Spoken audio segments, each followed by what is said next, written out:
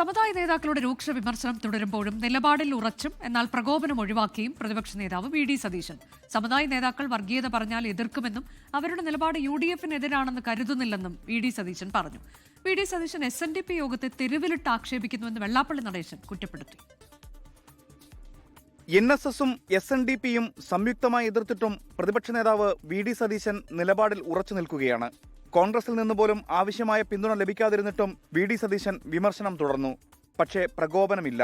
എന്നെ വിമർശിക്കാം, എന്റെ നടപടികളെ വിമർശിക്കാം, ഒരു കുഴപ്പമില്ല. വർഗീയത പറഞ്ഞാൽ ആ വർഗീയതയെ എതിർക്കുക തന്നെ ചെയ്യും. എല്ലാ സമുദായങ്ങളെയും ചേർത്തു നിർത്തുമെന്നും വർഗീയതയോട് കോൺഗ്രസ് യോജിക്കില്ലെന്നും AICC ജനറൽ സെക്രട്ടറി KC വേണുഗോപാലും പറഞ്ഞു. ഞങ്ങൾ എല്ലാ സമുദായങ്ങളോടും അടുപ്പം കാണിക്കുന്ന പാർട്ടിയാണ്. ഞങ്ങളുടെ പാർട്ടിക്ക് നിലപാടുണ്ട്. അത് ഞാൻ നേരത്തെ പറഞ്ഞു, വർഗീയതയ്ക്കെതിരായിട്ടുള്ള സന്ധിയില്ലാത്ത നിലപാടാണ്. പ്രതിപക്ഷ നേതാവ് വി.ഡി. സതീശനെതിരെ രൂക്ഷമായ വിമർശനം SNDP യോഗം ജനറൽ സെക്രട്ടറി വെള്ളാപ്പള്ളി നടേശൻ ഇന്നും തുടർന്നു.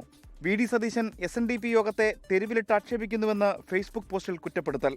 സവർണ ഫ്യൂഡൽ മാടമ്പി മാനസികാവസ്ഥയാണ് സതീശന്റേത്. വിഷയത്തിൽ കോൺഗ്രസ് ദേശീയ നേതൃത്വം നിലപാട് വ്യക്തമാക്കണമെന്നും വെള്ളാപ്പള്ളി നടേശൻ ആവശ്യപ്പെട്ടു. വെള്ളാപ്പള്ളിയുടെയും മന്ത്രി സജി ചെറിയാന്റെയും ലീഗ് വിമർശനത്തിന് മറുപടിയുമായി മുസ്ലിം ലീഗ് നേതാവ് PK കുഞ്ഞാലിക്കുട്ടിയും രംഗത്തു വന്നു. News desk 24.